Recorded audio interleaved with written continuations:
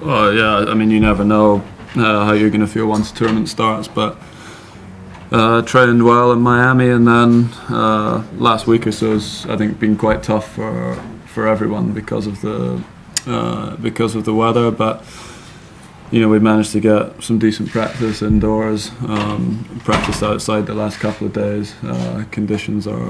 The court plays very different outside, but no, it's been good month and a half. Well, the ball moves a lot quicker. Obviously, every court here is going to feel slightly different pace-wise. I think Laver is a little bit slower than I practiced on the Margaret Court one today, which felt pretty quick. But I think when the roof's on, it definitely slows the ball down. I played my first round last year, I remember, against Kevin Anderson, who he hadn't been broken the whole time through qualifying. I played him in the first round, the ball just wasn't really going anywhere, which worked to my advantage. But yeah, it's definitely quicker when the roof's open. Do you know about Karol Beck? He's been around a long time. I think he plays like a lot of the Slovak, Czech players. Very flat hitter of the ball.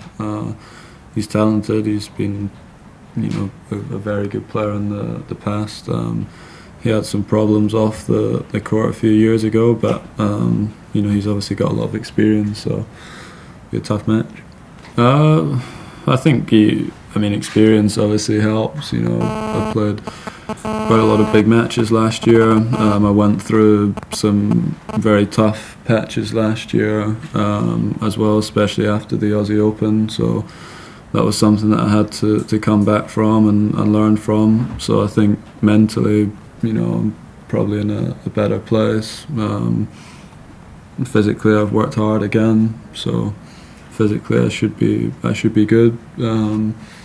In terms of my game, I work on things a lot in practice, things that I'm hopefully going to improve my game, and then you need to just go out there and try and put them into the matches when you get the chance to. So it's a little bit of both. I mean, I have very good memories from here. I have some bad ones as well. I've had a couple of very tough losses here in the past, and obviously last year I played some of the best tennis of my life throughout the tournament. But I do always enjoy playing here. I think it's a very fun place for all of the players to come. Everything's incredibly easy, so I always enjoy it coming back. We're staying in the same place as we stayed last year, and everyone enjoys it. So yeah, it's kind of mixed emotions. Well, you just have to trust the training that you've done and believe in it, and that will get rid of some of the doubts. But yeah, everyone, you want to really have played a big match for quite a long time. No one's played that many matches. The conditions are very different here to what we were playing in right at the end of the year in the indoor tournament. So yeah, no one ever really knows exactly how you're going to play it. There's always been a few guys getting deep into the tournament normally that haven't done that well in slams in the past. So you just have to try and focus on every match and not get too far ahead of yourself, because you're probably not going to play your best right at the beginning. I used to practice with Novak a lot as well. A lot of it is depending on tournaments that you're playing and stuff, if you're around the same tournaments. But no, I've said it quite a few times, you practice with one of the other guys that are ranked high, especially when the weather's been bad. It's a lot easier to get practice courts. You get kind of priority, and that helps. So that's I haven't consciously been thinking I'm practicing with Novak to try and beat Roger and Rafa, but it's obviously a great person to practice with, because he's number 3 in the world and incredibly tough player. Are you a cricket fan? It's actually one of the sports. I never played it when I was growing up in school or anything. Cricket and rugby are two of the real British sports that I haven't really followed that much. But I did watch the game last night. I like 2020. compared with Test matches.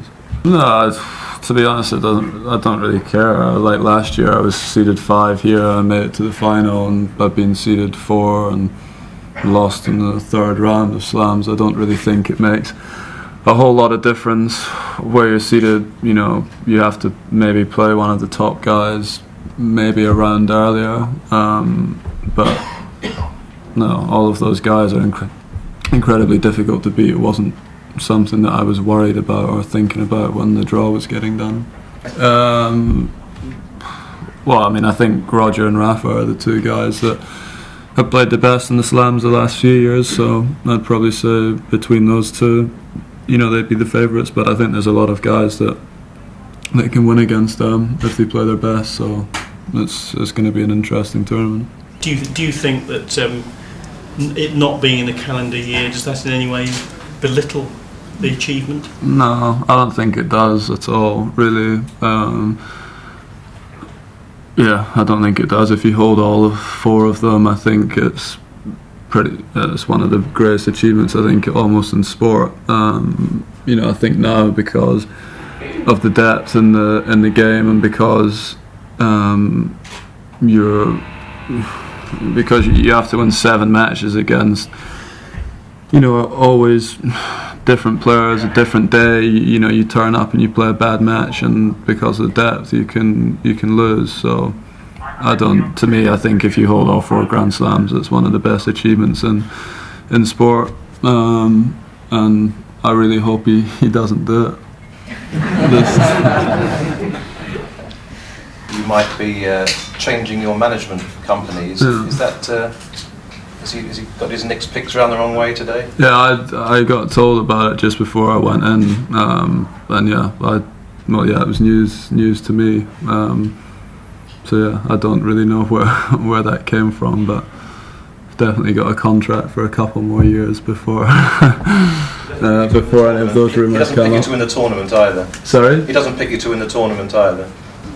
I always get on quite well with Nick, and when I see him, he'll probably tell me that he thinks I'll win. So yeah, I don't know. I have to wait and see.